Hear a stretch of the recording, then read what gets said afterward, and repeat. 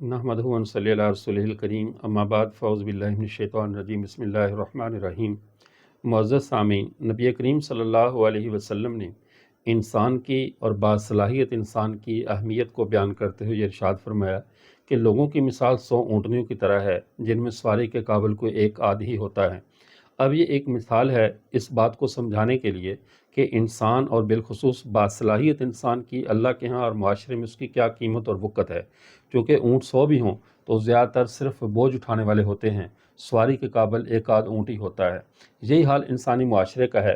اس حدیث کو بخاری مسلم میں بھی روایت کیا اور دیگر محدثین نے اس حدیث کو روایت کیا کہ لوگوں کی جو مثال آپ صلی اللہ علیہ وسلم نے ارشاد فرمائی کہ اب اس میں انسانی معاشرے میں باصلاحیت افراد بہت کم ہوتے ہیں جنہیں انسانی معاشرے میں ڈسپلن کا، معاملات کی خبر ہو اور کس طرح انسانی معاشرے میں اپنی زندگی گزارنی ہے اور لوگوں کی رہنمائی کرنی ہے۔ ایسے لوگ عقل مند اور لیاقت والے بہت کم ہوتے ہیں۔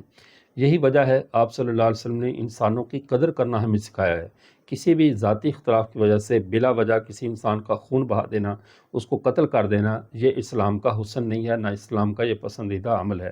آپ اس کی مثال یوں دیکھیں کہ جو مخالف لوگ تھے آپ صلی اللہ علیہ وسلم کی، ان کی صلاحیتیں اللہ کے نبی کی نظر میں تھیں، تو بجائے اس کے کہ ان کو خفیہ طور پر ان باصلاحیت افراد کو قتل کروا کے، انہیں ختم کروا کے دشمن کی طاقت کو کمزور کیا جاتا، آپ صلی اللہ علیہ وسلم نے یہ کام نہیں کیا بلکہ اللہ سے ان افراد کو مانگ لیا۔ حضرت عمر رضی اللہ تعالیٰ عنہ جتنے باصلاحیت شخص تھے، اللہ کے نبی صلی اللہ علیہ وسلم نے اللہ سے مانگ لیا اور فرمایا اللہم اعز الاسلام ابی عمر بن خطاب، اللہ اسلام کو عزت دے عمر بن خطاب کے ذریعے، ابی عمر بن حشام، یا عمر بن حشام کے ذریعے۔ ابھی عمر بن حشام جس کا نام معروف ابو جہل ہے، اب یہ دو افراد اتنے باصلاحیت تھے کہ رسول اللہ صلی اللہ علیہ وسلم نے جناب حق آگاہ میں، جناب باری تعالیٰ میں ان میں سے دعا کر دی کہ ان میں سے کوئی ایک اسلام کو دے دے۔ اس پر بعض لوگوں نے بڑا حیرت انگیز اعتراض کیا کہ اللہ کے نبی صلی اللہ علیہ وسلم نے دونوں کو کیوں نہیں مانگ لیا۔ خیر یہ بھی ایک اپنی جگہ پہ سوال ہے کہ دونوں کو بھی مانگا جا سکتا تھا، کیوں نہیں مانگا، یہ تو اللہ حکمت کو بہتر جانتے ہیں۔ لیکن اللہ کی ایک حکمت یہ بھی ہے کہ کفر اور اسلام قیامت تک رہیں، تاکہ حضرت عیسیٰ علیہ السلام کے نزول کے وقت جو ہے وہ حق و باطل بالکل واضح صاف ہو جائے اور پارٹیشن واضح ہو۔ اللہ اس نظام کو چلانا چاہتے ہیں، ورنہ وہ تو مہاتما گاندھی نے بھی کہا تھا اگر اللہ اسلام کے لیے ایک اور عمر کو پیدا کر دیتے تو دنیا سے کفر کا خاتمہ ہو جاتا ہے۔ یہ اللہ کی حکمت ہے کہ ایک ہی عمر رہے تاکہ کفر بھی رہے اور اسلام بھی رہے اور قیامت تک یہ نظام چلتا رہے۔ بہرکیف عرض کرنے کا مطلب یہ ہے کہ مسلمانوں کی یہ فطرت نہیں ہے کہ فریق مخالف کے باصلاحیت افراد کو قتل کروایا جائے، ان کے خون سے اپنے ہاتھوں کو رنگا جائے، بلکہ باصلاحیت افراد کے لیے خیر کی دعا کی جائے۔ حتیٰ کہ آپ دیکھیے حضرت حمزہ رضی اللہ تعالیٰ عنہ کو جس نے شہید کیا وحشی نے، اب حضرت اس کو بعد میں ایمان لائے، اب اللہ کے نبی صلی اللہ علیہ وسلم کے دل پر اس کا کتنا دکھ تھا، کتنی تکلیف تھی، اس کا اندازہ یعنی کہ ہم نہیں لگا سکتے۔ لیکن اس کے باوجود آپ صلی اللہ علیہ وسلم نے ان کو مخفی طور پہ قتل نہیں کروایا، بلکہ اس کی صلاحیت کی وجہ سے اس کے لیے دعائے خیر فرمائی اور وہ ایمان لائے۔ اور وہی شخص جس نے حضرت حمزہ کو شہید کیا تھا، کچھ عرصے کے بعد اسی نے مسلمہ کذاب کو جو مدعی نبوت تھا اسے قتل کیا، یعنی ان کی وہ صلاحیت پھر اسلام کے لیے استعمال ہوئی۔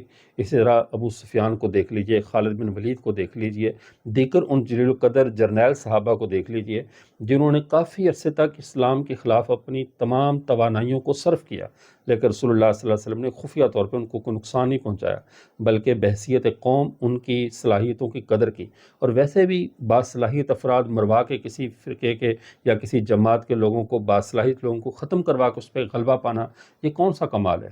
کمال یہ ہے کہ اپنی قوت دلیل کے ساتھ، اپنی فقاہت کے ساتھ، اپنے علم کے ساتھ غلبہ پایا جائے کہ فریق مخالف کے باصلاحیت افراد بھی آپ کے جماعت میں آ جائیں، آپ کے ساتھ آ کر کھڑے ہو جائیں۔ آپ صلی اللہ علیہ وسلم نے یہی طرز اختیار کیا۔ اور اس وقت بھی ہمیں سب سے زیادہ ضرورت مسلمانوں کو اپنے معاشرے میں اشتعال کو کم کرنے کی ہے۔ بلا وجہ کسی بھی فریق مخالف، چاہے وہ سیاسی مخالف ہے، مذہبی مخالف ہے، کسی بھی درجے کا ہے، اس کی جان کے در پہ ہو جاتے ہیں۔ یہ چیز ٹھیک نہیں ہے۔ اگر آپ اس کو بہت باصلاحیت سمجھتے ہیں، قابل سمجھتے ہیں اور اپنے آپ کو حق پر سمجھتے ہیں تو اللہ سے مانگ لیں کہ اللہ اس کو آپ کی جماعت میں کھڑا کر دے، اس کے دل کو آپ کی طرف پھیر دے۔ بلا وجہ باصلاحیت انسانوں کے خون سے ہاتھ رگنا نہ یہ اسلام کا مزاج ہے، نہ اس چیز کو اسلام پسند کرتا ہے، الا یہ کہ کسی کا شر حد سے بڑھ جائے تو اسلامی ریاست اس کے بارے میں سخت اقدام کر سکتی ہے۔ عام افراد کو پھر بھی حق نہیں ہے کہ کسی کی کوئی غلطی دیکھیں تو اس کے اوپر ایسے چڑھ دوڑیں جیسے ہمارے معاشرے میں ہے، کسی کے کپڑے پہ کوئی عبارت دیکھی اس کو کاٹ کھانے کو دوڑ پڑے۔ یعنی اسلام کو اس طرح بدنام کیا جا رہا ہے کہ اسلام آئے دنیا میں وحشت پھیلانے کے لیے، چھوٹی چھوٹی غلطیوں پہ سر تن سے جدا کرنے کے لیے۔ ایسا نہیں ہے، جب حد سے تجاوز ہو تو اسلامی ریاست کی ذمہ داری ہے کہ اپنی ذمہ داری کو نبھائے، اور عوام الناس کا کام یہ ہے کہ معاملات اپنے علماء کو سپرد کریں۔ ہر بندہ قاضی بن کر اپنے طور پر اسلام کی توہین ہوگی، یہ ہو گیا، ایسے اقدامات نہ کریں۔ اللہ ہم سب کو اشتعال کی جگہ پر اعتدال نصیب فرمائے، چونکہ ہم ایک معتدل نبی کی معتدل امت ہیں، اور اللہ نے ہمیں کہا وَكَذَلِكَ جَعَلْنَاكُمْ أُمَّةً وَسَطًا، ہم نے تمہیں راہ اعتدال والی درمیانی امت بنایا ہے، نہ تم بلا وجہ اشتعال والے ہو، نہ بلا وجہ جمال والے ہو، تم راہ اعتدال والے ہو۔ اللہ ہمیں تمام امور میں راہ اعتدال نصیب فرمائے۔ وآخر دعوانا ان الحمد للہ رب العالمین۔